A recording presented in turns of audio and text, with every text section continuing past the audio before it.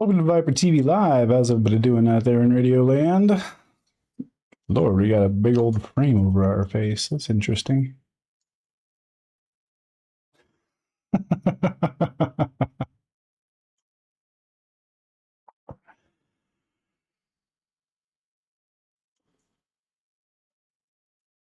Okay. Everybody out there in Radio Land, welcome. I found a clip that I felt that I really needed to share today. And the thing is with this clip is it's not often that I give these two gentlemen what I would refer to as the time of day, because they're just not the kind of people that I like to cover. But now and again, we're given a treat. And that treat is that they take the mask off. What do I mean by that? Well, you see,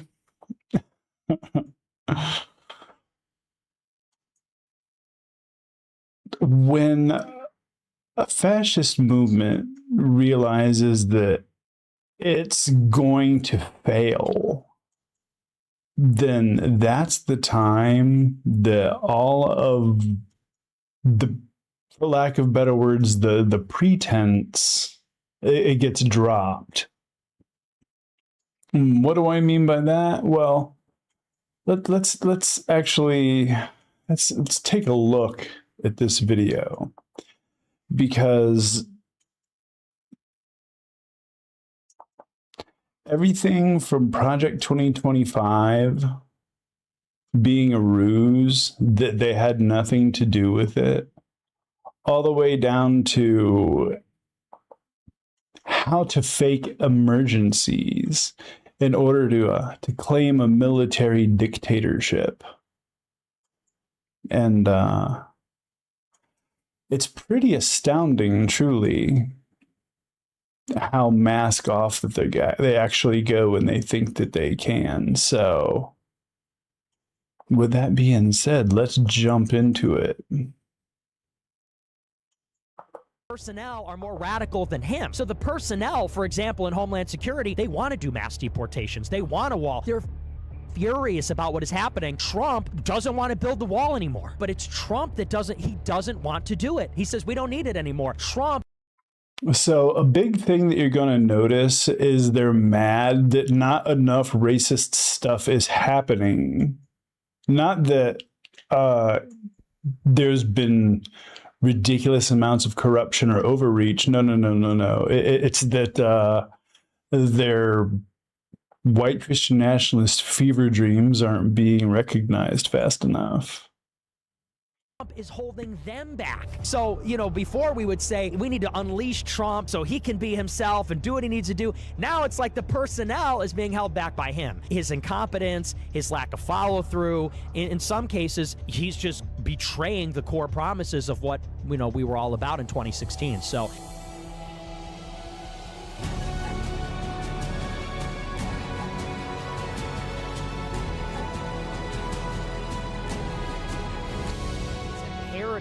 For Israel's grand strategy, their entire playbook to occupy Lebanon. They can't not do it. It's imperative for them. It is imperative for the United States to open up the strait. Can't not do it, because if we don't have the strait, then we don't have oil. We don't have oil. You don't have an economy. You don't have an economy. You don't have cheap lending. The whole AI house of cards collapses. People don't even realize how much closing the strait affects our economy, because our entire economy is being driven now by AI. It's those AI companies and the companies that fund AI or furnish AI with the compute, with the chips. That's all of our economic growth. It's all being driven by the AI companies, the chip companies, and companies like Google and Microsoft. That's driving all of it. They're driving the real estate. There's not even any commercial building anymore. It's all data centers. So, and AI is run on cheap electricity. Yeah. You need cheap energy to have cheap electricity so that it's economical to have all this AI. So if you don't have cheap electricity, it's no longer economical or profitable to build the data centers. So they've actually stopped 50% of all currently in progress and planned data centers. Oh, wow. Because the cost of energy is going up. Gotcha. Yeah. So Well, not just the cost of energy is going up, but also there's people who are genuinely rejecting the data centers. They're ruining their water. And it's even a lot of conservatives who voted for Trump who are like, hey, I'm getting completely screwed here. And this is in Texas. So, I mean, that's probably another reason why they're stopping, is because it's bad and they're doing anything they can to rehab the midterm message. it acutely affects the source of our economic growth, which is because AI is all about electricity. It's all just getting as much energy as possible, and that's exactly what we're in, is an energy shortage. But then also, you also realize that these AI companies, they're all financed by borrowing.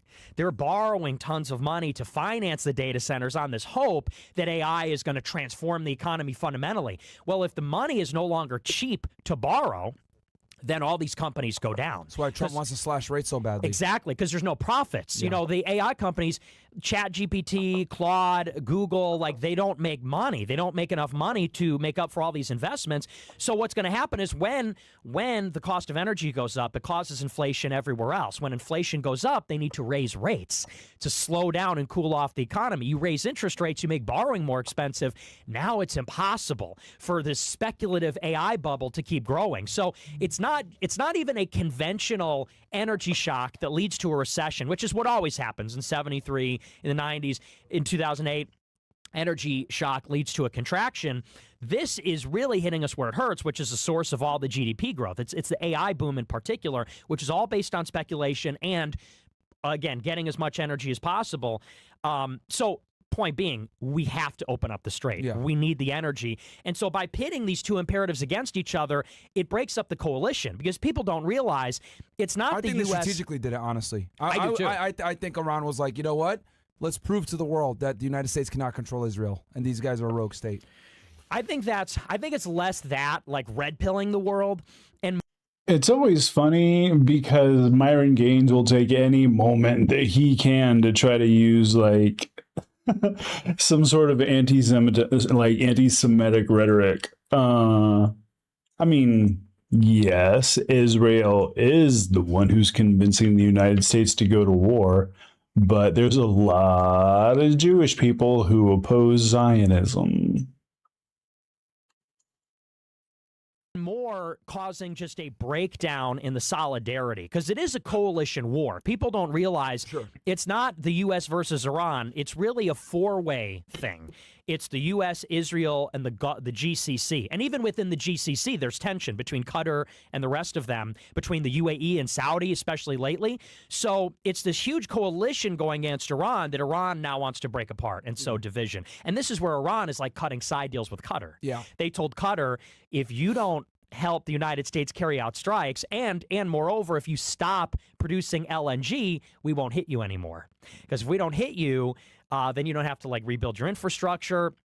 And if you don't produce LNG, it puts more pressure on the United States. I don't think people understand, like, how badly Qatar got hit. Like, I think in March, Iran bombed LNG, which for those that don't know, that's 20% of the world's gas right there. And that was built up to kind of circumvent Russia's influence on gas.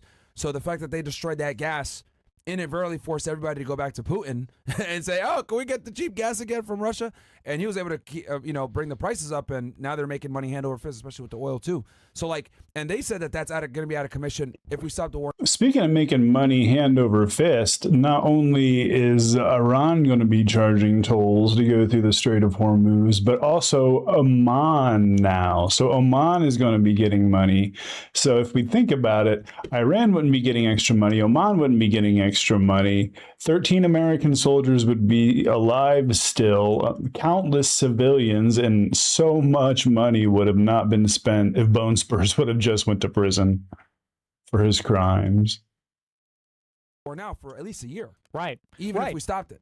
Exactly. So, Iran is breaking apart that coalition. And what's more, Israel is really the one that's out for regime change. You know, there's a very, and I always say this on my show, you need to understand the fundamental strategic interest that is driving every country involved. Because for the U.S. and Israel, it's similar but not identical.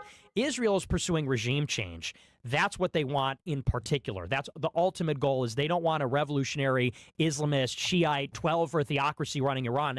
That's got to go. They don't want normalization. They don't want peace. They want the regime out. The U.S. does not care. They would prefer it's a different regime, but they're ambivalent. What they really care about is non-proliferation of nuclear weapons. So if we could get no nukes or no enrichment, but keep the Iranian regime, we'd take that deal. Yeah. And so what Iran is doing is they're driving a wedge between the U.S. and Israel on the conflict, Lebanon versus the Strait, but also even on that nuclear issue.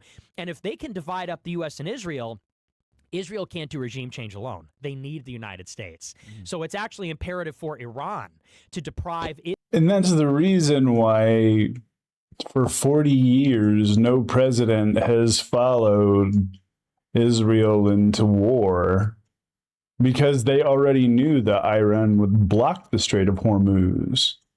But nobody, informed that to Bone Spurs, because he was like, hey, we'll just bomb the ever-living shit out of them, and that will make them capitulate. And, well, obviously it didn't. Israel of their ally, the United States, to carry out their goal, which is the regime change. So I think that's maybe like a subtle 5D chess thing that Iran is doing, because realistically, if Iran really needed the war to end, would they insist upon a ceasefire in Lebanon? I mean, maybe not necessarily, but I think they're throwing that out there, because then it puts the U.S. in the position where to get Iran, we have a deal with them. Now we need to put pressure on Israel to uphold the deal. So I think that might be intentional. And I agree with you on that, because these guys have been sanctioned for 50 years. Like, to them, it's like, okay, we've already been sanctioned, and you made a great point earlier. For them, it's like they never want to get hit again, right? Mm-hmm. Obviously, the 12-day war was not fun for them. They barely evaded, almost a decapitation strike. Then they got hit again in February. So it's like, I think at this point, they're just tired of being able to get struck. So they want to completely destroy the United States and Israel's ability to ever hit them again. I think that's why they're like, we'll drag this thing on. We don't care. And I also do think that they're sensitive to the midterms. I think they know that Trump doesn't have as much time as he's letting on, politically. And I think from what, like, me and you were discussing yesterday, like, these midterms might actually be the first time that someone's actually removed. Right. I think, who are the president? Bill Clinton. Yeah, I mean, that's one of the reasons why, the entire regime is freaking out to the point where Mike Johnson is like, don't worry, I'm the protection squad, is they know these midterms are going to kick their ass just up around their shoulders. And we want accountability. We want oversight. Like, I'm talking Kristi Noem, Pam Bondi, Tom Homan, everybody. We're doing oversight. And I don't give a fuck if they scream lawfare. They indicted James Comey over seashells. Okay? We're just playing by the terms that you set. Nixon resigned. Nixon knew he was going to be cooked. Trump, and then I'm trying to think, was any other president impeached? Andrew Johnson was impeached and removed, and Nixon resigned. And Trump was impeached. Clinton was impeached, but Clinton was removed from office. Okay. But didn't he get back? But he finished his term, so he actually did. He got impeached, so he just got indicted. Yeah. But he didn't get convicted for the false statements. Right. I did not have sex with that woman. Yeah, dude, that's crazy. And then Andrew Johnson was removed from office. I don't believe he was impeached though. Yeah. Either way, it's like a very rare thing for it to happen, because it requires an enormous amount of votes. Like, it's like what, you got to have like 2/3 of the Senate to vote. Yeah, to majority get you out in the of there. House, 2/3 in the Senate. Which is a lot, to get you out of there. And I think Donald Trump is probably going to be the most egregious offender of them all. He might be the first. He might be the first to actually get it, man. So I was like. Because in my mind, I'm just thinking of like how the Democrats are going to attack him, and just like the kinetic strikes with Hegseth, the Iran war, the ICE raids, the money. Right? You talked about this extensively yesterday, where wasn't Lutnick's sons like doing some bullshit with with futures or whatever, yes. with the tariffs and. Yeah, See, they know everything that the regime has been fucking up on, and they know what they're going to get held accountable for. One thing that I have to give about Fuentes is, I mean, his finger is on the pulse. Now, unfortunately, the way that he delivers the information isn't unfortunately in a persuasive manner to people who aren't the most fact-based voters or researchers. But the idea of right-wing populism has never really depended on facts or that kind of thing. But as we continue with this, the mask will come off. And I see that Cynthia says Bone Spurs is calling for a Republican midterm conference in Dallas. Yeah, it's going to be about quote-unquote affordability. But I thought affordability was a Democrat hoax. Remember? I was told that it was. And everything, yeah, with the tariffs, yeah, because they did some deal where if the tariffs were refunded, that they were going to profit from that financially or something like that. Yeah, and that's exactly what happened. Is the Supreme Court overturned the emergency tariffs, and now they got to be refunded. And I think there's some financial interest then that Howard Lutnick gets because of that. Yeah, I don't remember all the details, but. Yeah, they get the kickbacks, and the consumer who is charged extra for all of these goods because Bone Spurs decided to put a fucking universal tariff on every country, including ones completely populated by penguins. The consumer is not going to get, like a check back from the corporations being like, sorry, we overcharged you. Everyone's just going to get kickbacks. And with Howard Lutnick getting kickbacks, I'm seriously not surprised. The biggest thing is in DHS, where Kristi Noem allegedly is dating Corey Lewandowski, and there was some kind of thing where they're getting favorable contracts through DHS for people that they know is kind of the basic. That's the gist of it. The Wall Street Journal was onto them. They did a big hit piece about it, and I'd even heard about that because I have some friends in DHS, and they would tell me it's just like egregious what's going on, and it's not just there. It's all over the place. Like you said, the GIA, bro, Great Britain Intelligence Agency. The Department of Justice everywhere. Oh yeah, the Great Britain Intelligence Agency. In the DOJ, they say it's this Russian billionaire named Epstein. Okay, not Epstein, but Epstein. I love when they take the mask off. So the head of the DOJ is a Russian billionaire named Boris Epstein. And if you look up his interview that he did with Ari Melber pinned his ass to the wall with every single lie. So go and watch that interview and then realize that that's who's running our fucking DOJ, a Russian billionaire. Straight from words of Nick Fuentes, who apparently has friends in DHS. A Russian billionaire. They say he runs the DOJ. This is no one knows this, by the way. Okay. But I was told by certain sources that's like that's like another big scandal waiting to happen. Boris Epstein, Russian billionaire, has huge influence in the DOJ. They say he basically runs it. Interesting. Yeah, so this kind of stuff is going on everywhere. And I think that... Because I remember... For those of you guys that remember when we did the Club Cost, yes. We were talking about this in the party bus, right? Besides us, playing some choice music. I remember talking about this, like, they're stealing, like the administration is doing a bunch of BS behind the scenes, and then obviously this was before Kristi Noem resigned. I think this was before Pam Bondi resigned. Yep. I think had Bongino left at that point. No, Bongino didn't leave either. Yeah, he was still there. He was still there too. So like. There's just so many, like, and you just look at all the people, right, that are there, and I think Bongino kind of saw the writing on the wall, and he said, was like, I got to get out of here, dude. Like, he did. There were leaks. Yeah. Because he was complaining and basically saying, like, I lost everything because he was making millions of dollars. He had a podcast. Like, he had a career. He gave it all up to be in the FBI, and he goes, we can't even do anything. Yeah. And I can understand, and me just putting on, like, my former agent hat on, like, as a deputy director, you're kind of powerless, dude. You can't really... You're the number 2 guy, so it's like it's really Cash and Pam making all the real decisions, right? And then obviously the Epstein file thing was like really bad because like both Cash and Bongino were talking about this extensively before getting on. So for like them to have the Epstein debacle, it was like and then obviously he's gonna take a credibility hit because it's like, well, you got to go back to broadcasting after this. What are you gonna do? And then like these guys aren't making that much, dude. You're a director. You're probably making Yeah, he's going to take a credibility hit. He was right there and could have just released, he could have, if he genuinely gave a fuck about bringing down the Epstein class, he would get in front of a microphone and be like, look, I don't care what happens to me, but this is what's going on. But no. It was all a grift. All a grift. And then the moment he gets back into podcasting, he's talking about the Epstein files. Shut the fuck up. You had your opportunity. You pissed it away. Somewhere between 170 to 200 some thousand, which, that's great money for sure. But like when you're making that much money a month, right? As like someone like a Bongino, that's like, what the hell am I doing here? Right. And obviously, I think his wife was still running the show, but she's not going to be able to pull in the same numbers and everything else like that. So like from his perspective, he was like, I got to get out of here. And then I think he also saw the writing on the wall with all the other crap that was going on, more than likely. So he was like, I got to get out. Because I found it crazy how like he only left after a year. But then like when I started thinking about it, like, yeah, you don't really have any rope. You can't do anything. You're the, deputy. Cash is the one making the decisions. And even he's not really the boss because Pam Bondi is. And then the other thing about the Epstein files, why?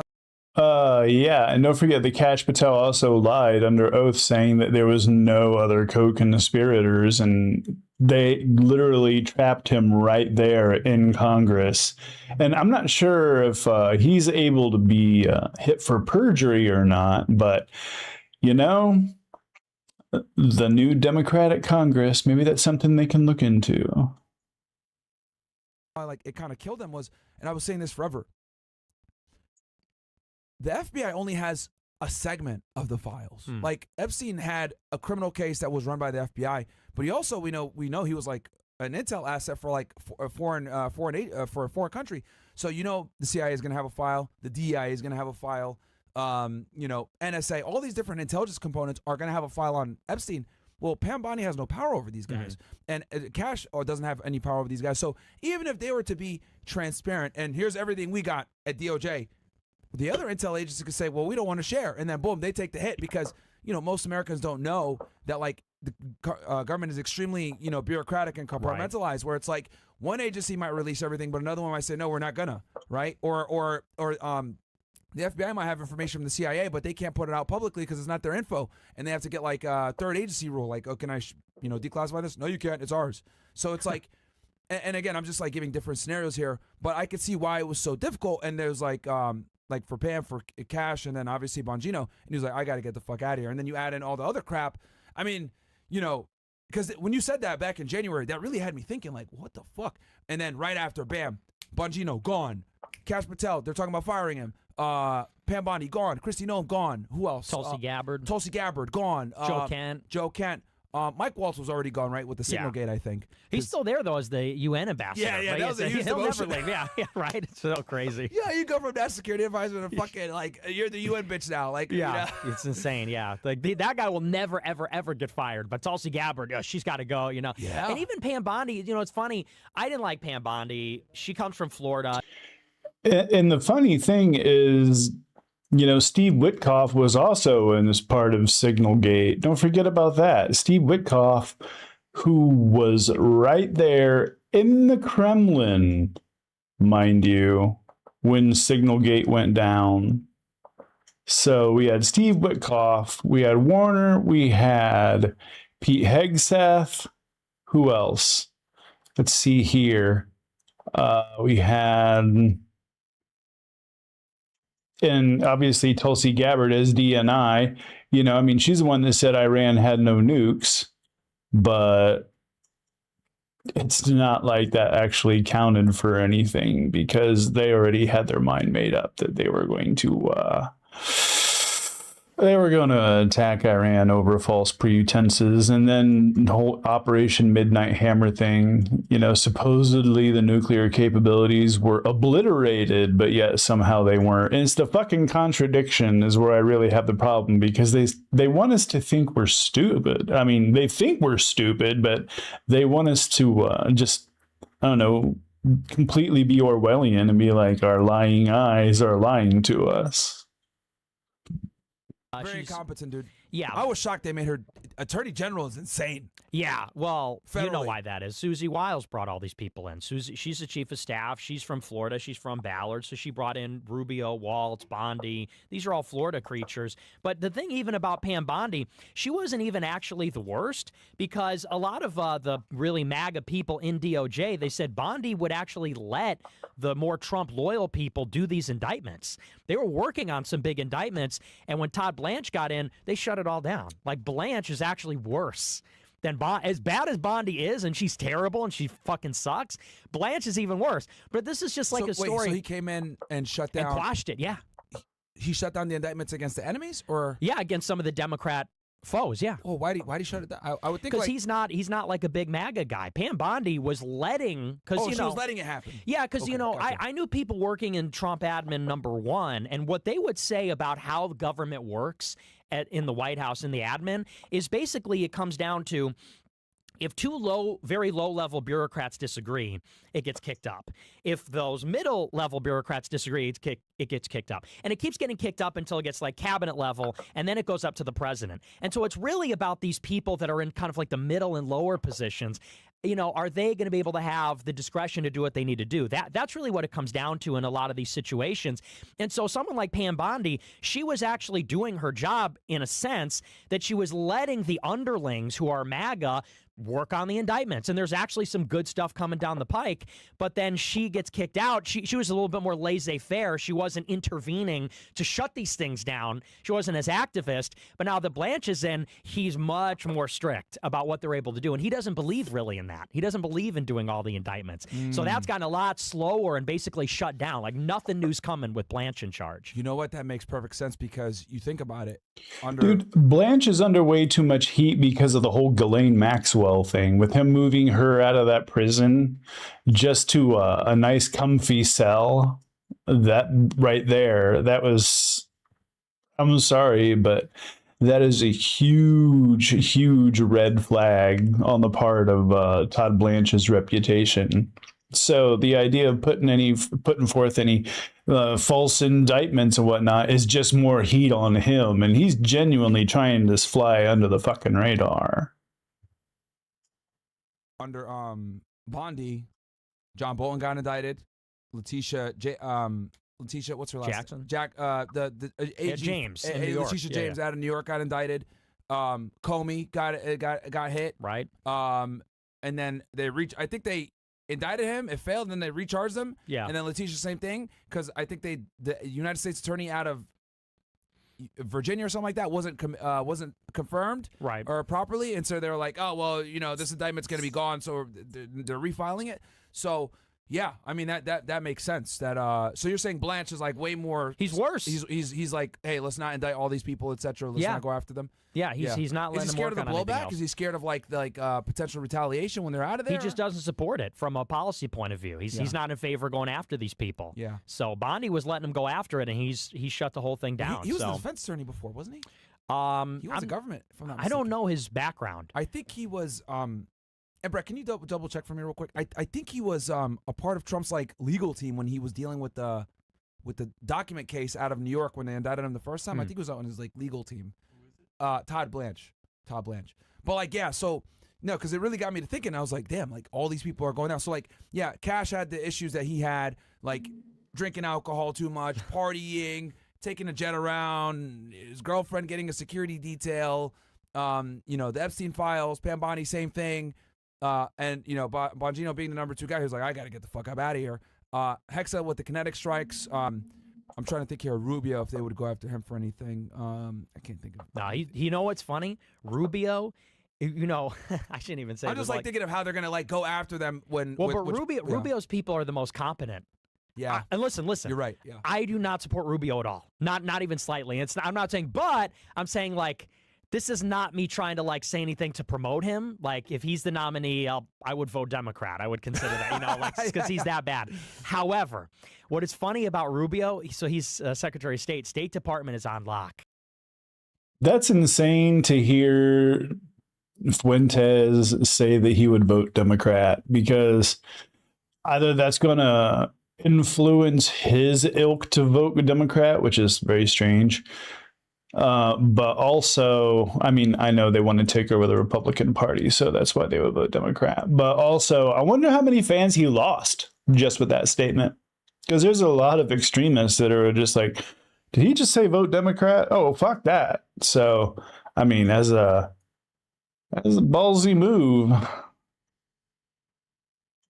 Those are the most competent people in DHS is probably the worst. That's like the most our guys, like the most based people are probably in DHS. Like they're maybe the most aligned. And State Department, they got that shit on lock. Like they are the most competent there, and they run it like a tight ship. Rubio, surprisingly, he's a very formidable opponent because he knows what he's doing. He's a refined politician. Yes. I've always said it. Like and I don't think there's any shame in admitting this. He's an extremely refined and good politician. We don't support that. Like we don't like his policies or whatever. He's owned by the Jays and everything else. But I think we can both say owned by the Jays. Yep, I told you any moment he can do it. He will. I think the one thing that like Netanyahu can do is he can blend. Every time I watch the speeches, I'm like, this guy, all this guy does is like make Israel's problems America's problems. You know, yeah, we killed these terrorists today, blah, blah, blah. Oh, by the way, they were trying to target you guys too. Like, it's like he's able to always like bring in Israeli issues and somehow make them American issues and show either like what we're doing here benefits you guys as well. And I think that's something that really only he's been able to do. Like, I don't think any other Israeli prime minister has been able to like, use Israel problems and or justify U.S. Aid so much as to like we're taking care of the problem for you guys. We're on the front lines. But yeah, I agree with you that like of all them all, Rubio's for sure the most refined politician. Doesn't mean he's good. I mean, his like staff. Yeah, like people in admin say that State Department, like they're the only ones that know what they're doing. They're competent and they're ideologically aligned with Rubio. Vance too. They say that Vance's people are very competent and effective. Okay. But these other people at DOJ, at DHS, and these other departments, I mean, they don't know what the fuck they're doing. Yeah. And, like, that's so typical. I told people it would be like this because at the end of the day, Trump is just incompetent. Yeah. You know, what so many people ascribe to malice, you could easily ascribe it to incompetence. They just... Why am I agreeing with Nick Fuentes?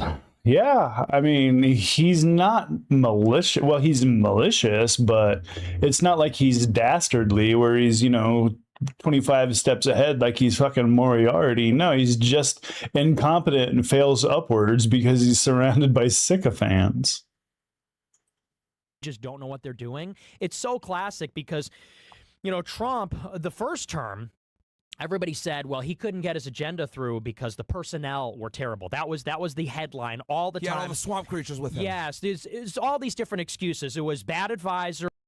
Somehow he was still the victim. He was the president of the United States, but somehow he was still the victim. It's so dogmatic, I swear.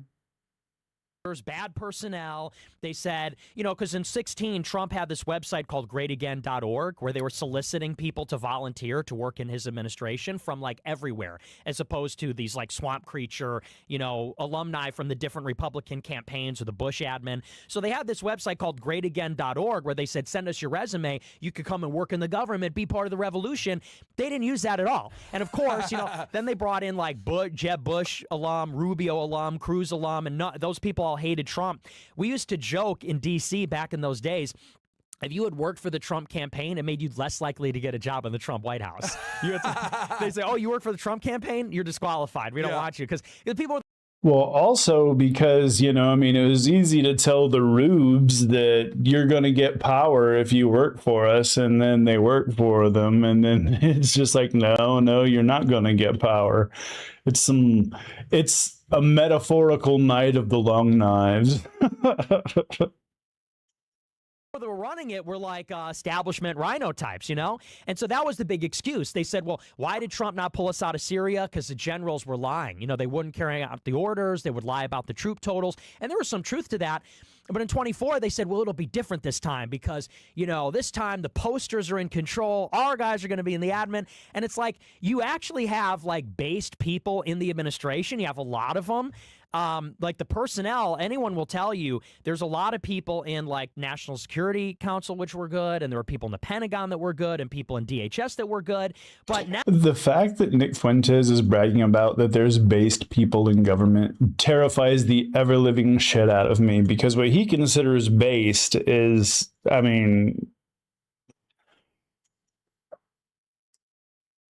showers and ovens, you know what I mean? Now, Trump himself is holding back the personnel. The personnel are more radical than him. So the personnel, for example, in Homeland Security, they want to do mass deportations. They want a wall. They're fucking furious about what is happening. Trump doesn't want to build the wall anymore. Yeah. I have that. I don't want to say how I know that, but it's Trump that doesn't want to do it. He says we don't need it anymore. We have, the military there. We have other means of securing the border. We don't need a wall. Trump is holding them back. So, before we would say the wall was just a grift also. Remember, Steve Bannon got caught stealing all that money that people gave to build the wall. Like, bigots are so easy to grift off of. Yeah, of course he wasn't interested. That was just a rallying point for the first administration, during the campaign trail, just to sort of bring the Tea Party into a more white Christian nationalist lens. Yeah, he don't give a fuck about the wall. And Steve Bannon's stole all that money and he's not in prison. the personnel and the advisors are holding. We need to unleash Trump so he can be himself and do what he needs to do. Now it's like the personnel is being held back by him. His incompetence, his lack of follow through. In some cases, he's just betraying the core promises of what we were all about in 2016. So, and I said this in 24, and I knew it was going to happen when he threw Project 2025 under the bus. Remember them? Yes. Project 2025 at Heritage.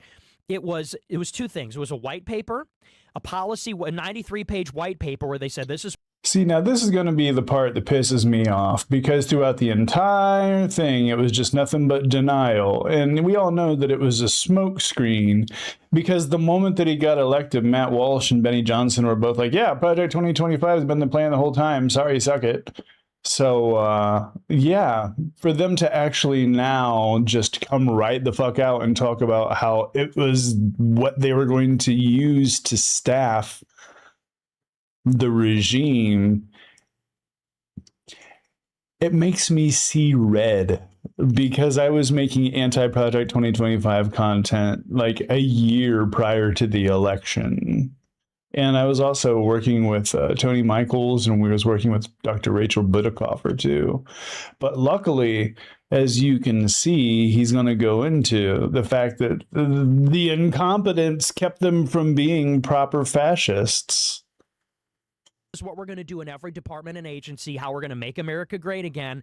And that's what got the headlines, because people said it's very radical. The Democrats freaked out when they saw it. Right. Like they were, I remember vividly, do you support Project 2025? That was like what everyone was asking during the 24. Yeah, people forget it was huge. Big deal. But then, in addition to that, it was he denied also. it during the debate. Do you support? Right. I think during one of his public debates or interviews, he denied it. Like I don't know. He said I got nothing to do with that. Yeah. And which there's some truth to that. But it was also a person. No, there's no truth to that. That's just Roy Cohn 101. I don't know that. I've never seen that. I had nothing to do with that. I don't know that person. It's always the same lie.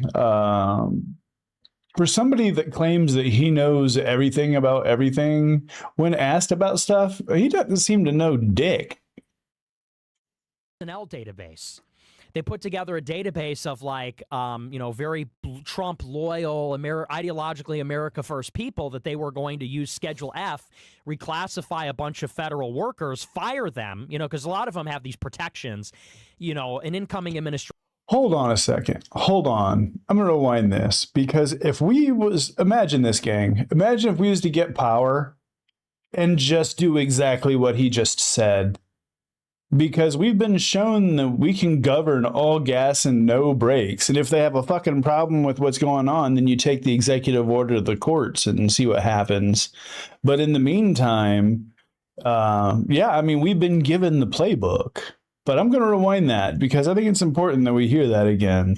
Administration can only hire and fire about 5,000 people. Trump loyal, ideologically America first people that they were going to use Schedule F, reclassify a bunch of federal workers, fire them, because a lot of them have these protections. An incoming administration can only hire and fire about 5,000 people. if you reclassify a lot of the workers, you can fire like up to 50,000. And so the idea was we're going to fire 50,000 people. Some of them we're just not even going to replace, but the ones that we do, we're going to replace them with guys that are vetted, guys that are loyal to Trump, loyal to the agenda. And that's what we're going to do. If you were part of that agenda and you were 100% loyal to Bone Spurs, as far as we're concerned, you're out on your ass. And what Trump said in like January 23 and then into 24 is he said, no, Project 2025 has no control over that.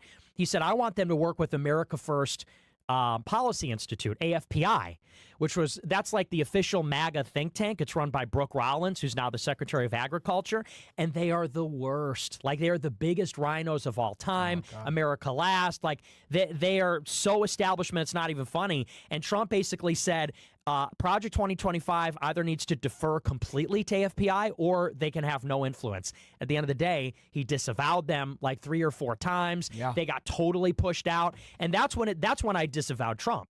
Because at that point, it was about June 24, I said, it's very clear what direction. He disavowed Bone Spurs after he decided to not go with the extremist plan that was written for him. And Fuentes disavowed because Bone Spurs wasn't extreme enough. Everybody needs to understand that if this next Democratic Congress doesn't get shit done, if we win the presidency in 28 and shit doesn't get done, and I'm talking major accountability, I'm talking major change for people's lives, you're about to see what the plan is, because they already know how to make their ill intentions come to life. Yes, that's right, Cynthia. Pack the court. I believe that packing the court is a litmus test for my candidate. And it's going to be just like the first term. A lot of bad personnel, not enough good personnel. But moreover, it's like Trump's judgment is compromised. He's still incompetent. Because really, I mean, there was no resistance this time. You remember in 25, it's like the left was defeated. They were eradicated. They were so weak, no ability to resist. And we had the House, Senate, White House. We had Doge. We're moving so fast. So much was possible, and the only reason it was squandered is because they just were incompetent. That's why tariffs didn't happen. That's why the border wall didn't happen. That's why Doge didn't happen. Just wrong people, bad people. No, Doge actually worked the way it's supposed to. All of our information got to Palantir, which Palantir is now using automated guns on cranes in Gaza on civilians. Yeah, Doge was just there to get our information to Palantir and for Elon Musk to get all of the places that had cases against him, for those places to get knocked out and him to, not face any sort of accountability. And, it's funny because... Did anybody get their Doge check? Anybody? It's like, you get a lot of heat for not voting, right? And saying, hey, I'm not going to vote, etc. People always forget. I vividly remember when you said, I'm not going to vote unless Trump can promise that we're not going to go to war with Iran. That was like one of your number one things. We need mass deportations and no war with Iran. Those were your 2 things. And it happened. The war with Iran and no mass deportation. So it's like, people said there, you didn't even vote, Nick. It's almost like you were lied to in every single possible way to try to get your vote. And I guess with Fuentes not voting, I guess he doesn't get to even bitch about Bone Spurs because, he didn't vote. You didn't vote, you don't get to bitch. Those are the rules. You could be responsible for being the person that votes the person in power that fucks everything up. Then you got to take accountability. But if you didn't vote, you don't get to bitch. Yeah. But it's like, I remember when you originally made the announcement, no war with Iran, no fucking war with Iran. I'm going to withhold my vote. And he fucking ended up doing it. And like, for me, I was pissed off. And I think this is what actually fractured the base, made so many people say no. This Iran war is highly unpopular. Even people that that voted for him and supported him. Because, like, from my perspective, I voted mostly for foreign policy and then obviously for the immigration. Like, because I was like, I agree with you what we were talking about yesterday. Donald Trump is probably one of the only presidents that can actually do deportations because everyone is terrified. And I can say this from like my background with like working with ICE. The thing that used to always mess us up when we did deportations was interior enforcement, because you got to deal with the sanctuary cities, you got to deal with the mayor, you got to deal with the police department. They don't want to help you out. I vividly remember so many times I'd go to Austin, Texas, we'd have arrest warrants for people. Austin PD, we need you to come out and help. They want to come. They want to show up. Even if though it was a felony warrant, they're like, wait, it's immigration related? Nah, we're not helping you. So it was a nightmare to do like interior enforcement. So when I saw Trump actually putting ICE into these cities and doing deportations, I was like, wow. I love, and I do mean love, I just love how he can be talking about rounding up people and putting them in camps and yet still claim victimhood. That, you know, they wouldn't let us, you know, do everything. Like somehow still he's the victim. It's there needs to be a psychological case study on this shit.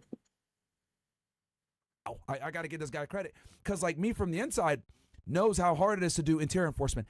You know, enforcing at the border is nothing. Like, this is why Democrats have more deportations, because everyone comes in, they catch them, throw them back out. Easy to have more deportations. Like, oh, well, Obama has more deportations than Trump. That doesn't count, buddy. It's because they had to open. No.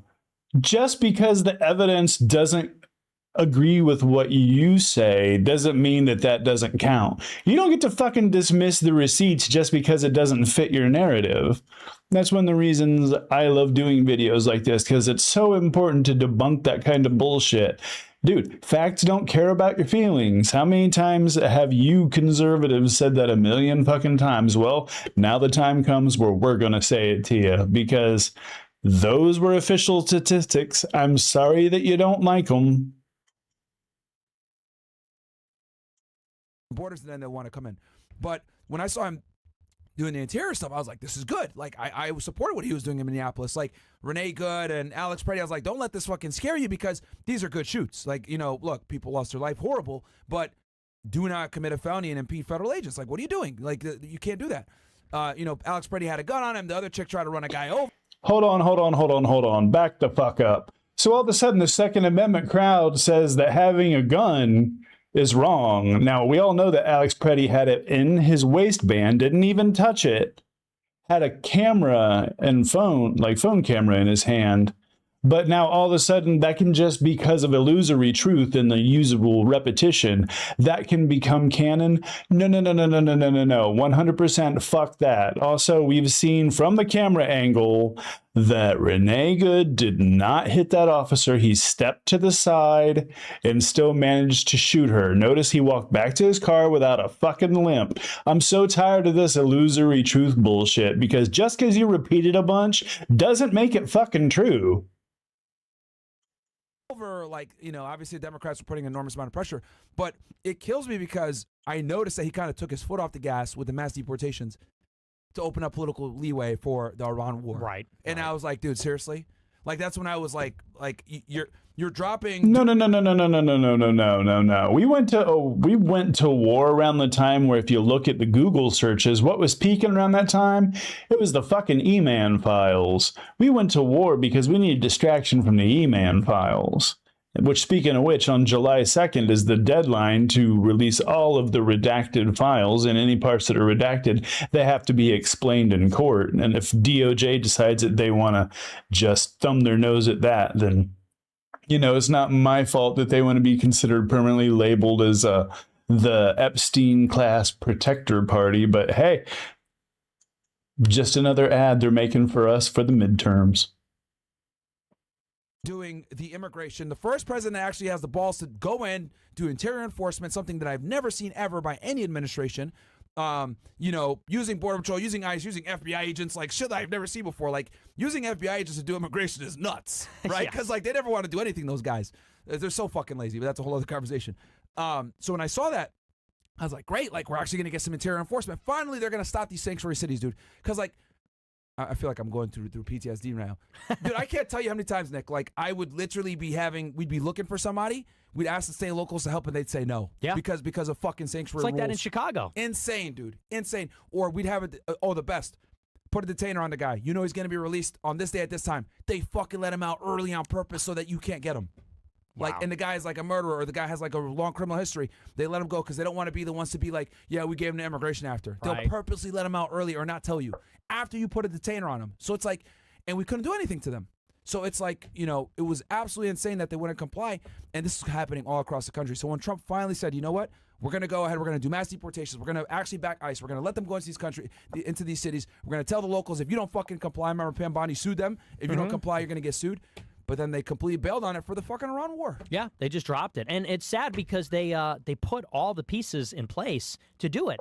You had the big, beautiful bill, which allocated $80, $90 billion for border enforcement. And it was supposed to be for a wall, for ICE agents, the infrastructure. And they did it. They hired 10,000 ICE agents. They trained the existing ones. Because I was told that the problem is ICE has not done interior enforcement. No. See, what happened is that money that was supposed to go to all of that ICE shit, even buying all the warehouses that they were going to turn into concentration camps. Yeah, it all just went into everybody's pockets. See, that's the actual, I suppose, logical conclusion of right-wing populism, is that the rubes get duped and then the Epstein class ends up making all the money. We do have a trillionaire now. Yeah, there's people that can't afford gas, groceries, or a medical bill, but there's a fucking trillionaire on Earth now. For so long, yes, that a lot of them aren't trained to do this. Like, they just don't have the skills. So they had to hire a bunch of them, train a bunch of them. Then they bought all these warehouses to detain the immigrants, because we don't have that either. And they did that. You know, they bought all the warehouses, like trained all the guys. I saw. Yeah, they're trying to like sell them. Now back they're or selling something? them. Now they're selling them. They didn't even use them. It's like he could have done it. But, and here's the best part, is the left says Trump is Hitler.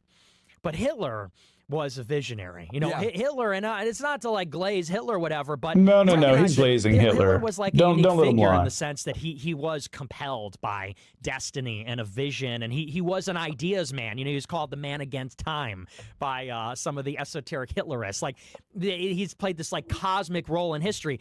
Trump, not that guy. Like, Trump is just dumb, and I don't say that flippantly. Like, obviously, he's like a smart guy. He'd have to be smart to be president, but he does not have that. Yeah, this is the part where I love they completely take the mask off right here, because they had an idea that this is who Trump was going to be. And when it didn't end up being this way, it ended up being the way that we said that it was going to be, it was just nothing but a bunch of grift and lying. And now all of a sudden, they're mad that he wasn't the dictator that they wanted. Like, everything sucks ass right now, and it's still not far enough for them. Political talent. He doesn't have that genius, because what you would have done in that situation is, we're going to go into the sanctuary cities. We're going to arrest and deport everybody. Oh, are Antifa and left-wing protesters interfering? We're going to bring in the National Guard and crush them. And it's like, create the crisis, solve the crisis. That's just like dictatorship 101. That's your Caesar-like figure. Manufacture the crisis that creates a demand for Trump to take over everything. And like, think about like where the country would be if we just kept pushing in that direction, like Minneapolis. Right there. I mean, they just gave you the playbook. If they ever get power, that's what they're going to do. They're going to manufacture crises, and then anytime that there's a response to it, then they're going to bring the National Guard down to crack down on them. They just gave you the fucking playbook right there. So anybody that says, well, that's not what he said, or you're taking this out of context, well, rewind it, motherfucker, because there's the playbook. Okay, these Somalians are stealing all the money. The whole country's against this. Send in Homeland Investigation, send in DOJ, DHS, Immigration, Customs and Border Patrol. And if these shithead Antifa are firebombing them and shooting them, then bring in the National Guard and crush those people. Put them in prison for 10 years like they did in Texas. They did like a firebomb thing in Texas. they sentence a guy to 100 years in prison for doing that. It's like, and good, like, because these Antifa people, they are the enemy. If you try to enforce the laws, they're going to become terrorists. So put them in jail forever, and then a Democrat can't take them back out. It's like, and then if there's more protests, then crush them too. Like, this is how you get a right-wing takeover of the country. But Trump doesn't have that gene. If it gets bad, he goes, oh, we got to back off. Oh, if there's protests, oh, we got to back off. Steven, we got to stop doing the deportations. We're going to get killed in the midterms. It's like the midterms. You should even hold the midterms. Cancel the midterms. You know, what they should have done too in the Senate, get rid of the filibuster. Get rid of the filibuster, pass the SAVE Act. Pass the SAVE Act, have mandatory voter ID. You hear what he just said? Cancel the midterms. They have no desire to govern. They only want to rule. And now the mask is off completely, at least. And I'm tired of being gaslit. Every time that I would mention this, they'd say, oh, you're taking it out of context, or you know, you're being paranoid. No, there it is right there. Fucking create an emergency, have the National Guard come, and then cancel the fucking midterms.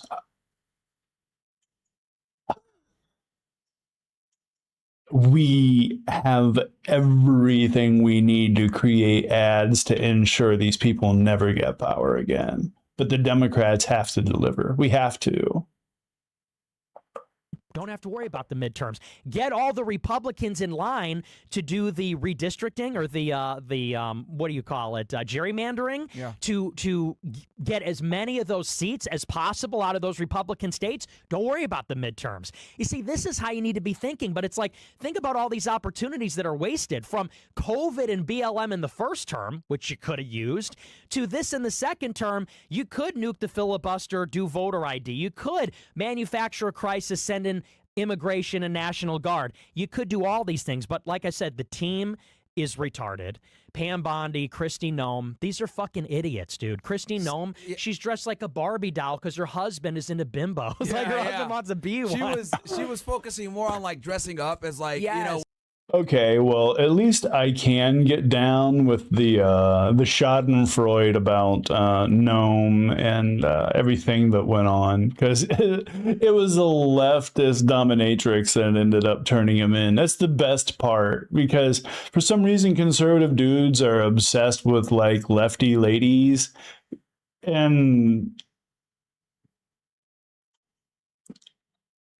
is it just because regular conservative women, there's no challenge? Like, they can't strip their identity away and be like, this is my my hunting trophy. This is what I bagged. Like,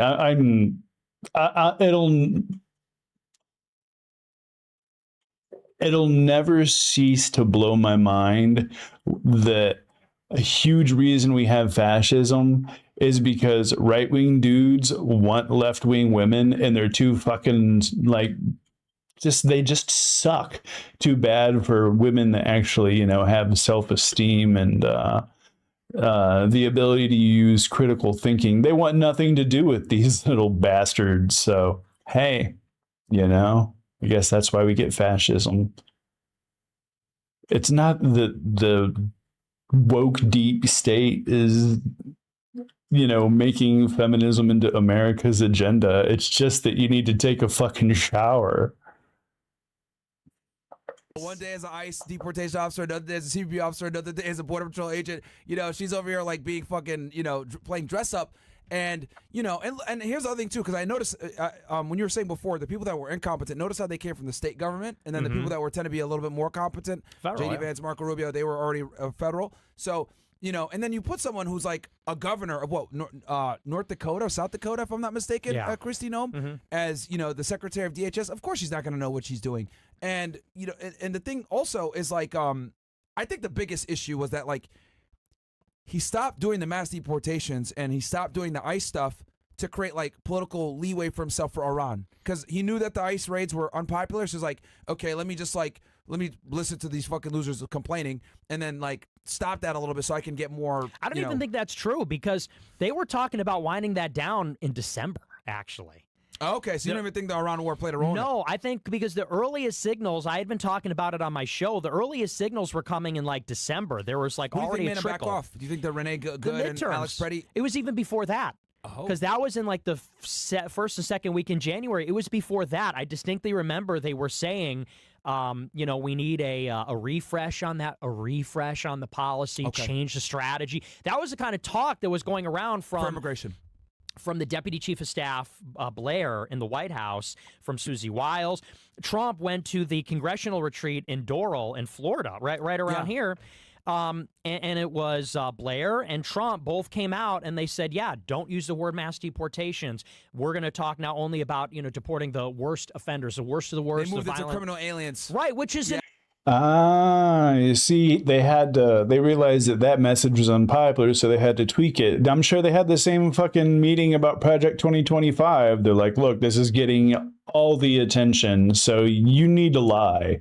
Like, you're really good at lying, and people don't know your tells unless they've actually, you know, can realize that every time that you look down that you're lying, along with the accordion hands. But always, every time he looks down, he's lying.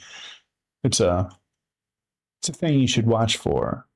But they know they can just get him to lie. So they have these little meetings and they get all the talking points ironed out as opposed to, you know, facts and evidence.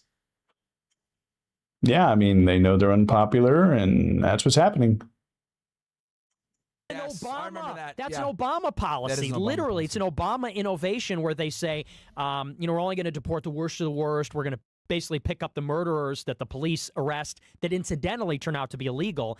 That's not really a deportation policy, you know? So that had been in the works, and the reason it was is because they just looked at the polling, and they said we're getting killed with Hispanics, and we're getting just killed in general, and if we want to win in the midterms, we just got to back off. I think that they thought Iran would be popular. Okay. Because they looked at Venezuela, which was very popular, and they thought Iran would go the same way. They didn't think Iran would close the strait. You know, they thought they'd be in there lickety-split. It's over. And I think they were just surprised. And I mean, with China with leverage, you know, hey, we destroyed, we control Venezuela, we control Iran. That's a bunch of your oil right there. And now we got Cuba as well, and that's, you know, which Cuba. That's interesting because even with them admitting right there that, yeah, it was all about oil, and then we figured out that it's all about oil. What happened with Venezuela and the drug boats? Remember, I heard so much about drugs that it was Venezuelans just importing massive amounts of drugs. You know, this is at the same time that he was like partying a cocaine kingpin.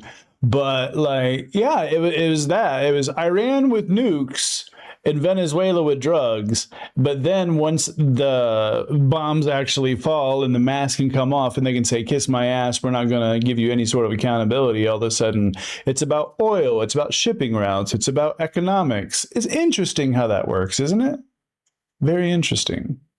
Cuba's known for obviously giving them a bunch of stolen intel. Like, Cuba's like the black market of our intel. They steal all our shit and then sell it to our adversaries.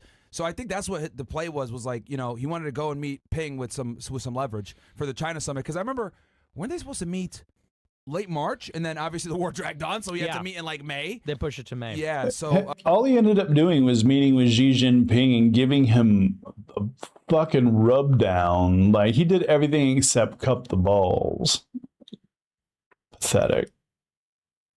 I think that's what his goal was, but everything just backfired, dude. Everything has backfired. Nothing has worked. You look at the mass deportations. You look at obviously the Epstein files. Shit, we got into all this with the because no, it's good though because this is all going to be used against them for the impeachment, right? Because that's how we started this conversation. Is like, what do you think is going to happen when the impeachment? And now that we're talking about it, like, oh damn, that's a lot of issues here. Yeah, and that's what Iran. You know, Iran knows that we're. Yeah, that's a lot of fucking ammo for impeachment. That's why they're shitting down both legs when it comes to the midterms. Because do you hear all of the ammo that's just given by two right wingers on a fucking podcast, let alone everything that, you know, has been actually accrued on paper by people like Ted Lieu. We and Israel are up against a deadline. Netanyahu is up against the October 27th deadline. We're November, so I think it's in their interest to basically push it to the limit. And, you know, that's why they're not in a big rush to make this. Look, if Iran wanted a peace deal, they could have one. Yeah. You know, they would come to the table, but we have no leverage. They're not in any rush to do that because they're winning, and they know this is hurting us. Plus, every time that there's a peace deal, fucking Israel comes and like sticks their dick in the mashed potatoes. Let's look at Lebanon. Let's look at, you know, the fucking West Bank. So, you know, don't even pretend that, you know, there are interested parties when it comes to a ceasefire or when it comes to making a deal. The only reason Bone Spurs gives a fuck is because the midterms are coming. This is unpopular, and gas has gotten expensive due to the Strait of Hormuz being blocked. And they know that we're on a clock that they are not, an economic clock and a political clock that they really, and you said it earlier, Iran has been under a sanctions regime. We have this little nicky-knack blockade of the sports and exports. They don't care. The IRGC runs that country now. What are the people going to do? Protest? They'll just kill them. Yeah. What are they? We saw that. What are they going to do if they get mad? They're going to protest. They killed 6 million of them in January. You know? Exactly. Wait a minute. Did he just say 6 million as in like he's trying to make like a joke? Because yes, the IRGC did kill their own civilians, but there is something about saying 6 million that just doesn't ring right with me, especially when I know that, you know, Fuentes is a Holocaust denier. And you know, the other crazy thing also with that whole like Hezbollah thing is like, oh yeah, they're over here like killing the protests or whatever. I'm like, yo, like they're going to side with their government over us. Like it's actually, that's nothing that annoyed me. What are your thoughts on like these diaspora, I call them shotards, like these Iranians that live with the stupid lion flag in LA or, you know, Europe or whatever, like, yeah, we want the shot back. It's like, you guys are kind of out of touch. Like, you know, PBD talks about this shit like all the time, like, oh, the regime and the mullahs. And I'm like, okay, you don't have to like the Ayatollah or whatever, but I would argue that the people now are definitely backing the government more than like, you know, having the shot come back, because it's like they're dropping bombs on them. Like Trump was talking about, like, we're going to send them back to the Stone Age. Like, you know, oh yeah, they like when we drop bombs on them. That just doesn't make sense. Like, I've seen them like protesting getting bombed, and then they shout, yeah, we're getting attacked. It's like they're like not scared to die almost. So it's like this is a different culture, right? And it's just like whenever people say like, oh yeah, they want us to bomb them or they want us to do a regime change, it's like, I don't know about that one, dude. I don't think they like us too much in Israel. No, yeah, no way. And that's the whole thing is Persian society is very insular. They're very suspicious and distrusting of outsiders. And so it does literally create the opposite effect. You drop water, bombs. by the way? No, I'm all set. Okay. I'm good. But, you know, yeah, you drop bombs on them. Am I talking to do you hear me over there? Yeah. Oh, yeah, you're right over there. Okay. Yeah, no, you drop bombs on them, it's not going to work. I mean, this idea that you're going to bomb them and then they're going to like us more, because that's what Trump said at Mar-a-Lago when they started the war in February 28th. He came out and gave that speech, and it was kind of like a disturbing speech. He did it with like this black curtain. He was all disheveled, had no necktie on, and he comes out and he says, we're going to decimate Iran's military, and when we're finished bombing the shit out of the country, then the Iranian people are going to come out and take the government back. They're going to... Man, stay with me here, but there's no way he's not in the E-Man files. Like, his philosophy is we're going to hurt them until they're going to like it. They're going to be thankful for the sadism that we actually put upon them. There's no way. You cannot convince me. I'm sorry. That's just not something that normal people say. Rise up, and you say, how exactly does that calculation work? You're going to rock their shit, bomb their city. They're going to come out now and support what is basically openly a puppet regime. You know, it doesn't even make sense. But that's kind of the ill-fated logic that we even had in Iraq. Thanks. I'm good. I have a full water here, but thank you. It's ill-fated, you know. That was the idea in Syria. That was the idea in Iraq. It's the idea in all these different countries. So, yeah, so it doesn't work. Yeah, I got you another one just in case. Thanks. Now it's warm in here, guys. Double. Now you're double fisting water. Double fisted up. H2O is ready. H2O is ready. Actually, you know what? We could let's.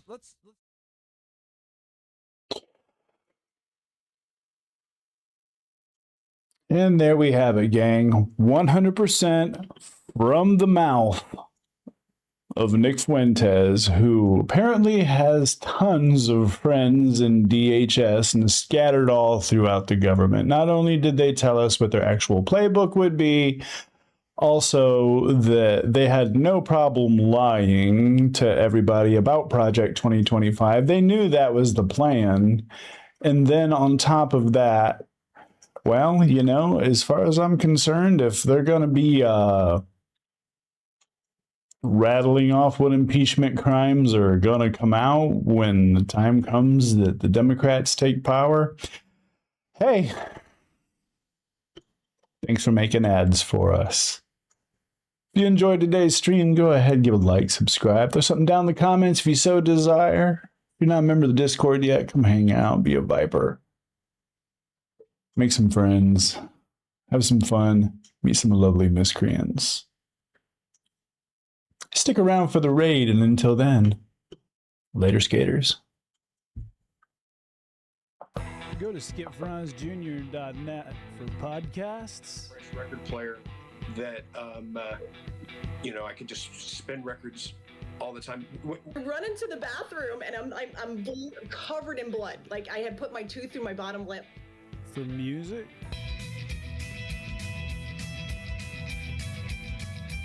For gaming and pro-liberty game rants. That's skipfransjr.net.